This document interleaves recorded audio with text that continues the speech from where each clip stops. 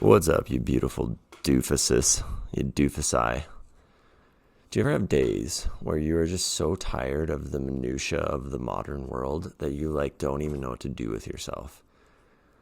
I'm having that day. I'm sick of entering in codes that are text messaged to my phone so I can sign into an account, or creating passwords that have to have a capital letter and a lowercase letter and a number and a symbol. And I'm just so sick of the modern world. Man, I'm sick of the modern world. And we just spend a lot of money on weird stuff like insurance and accounting and medical stuff that should just be free.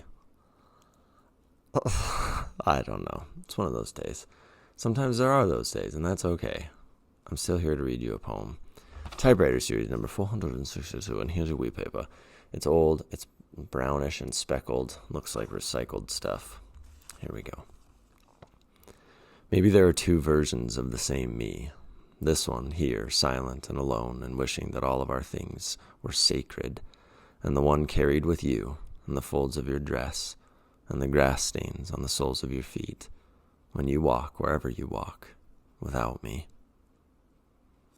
That's a sad one. Of course it was. It's one of those days. I love you.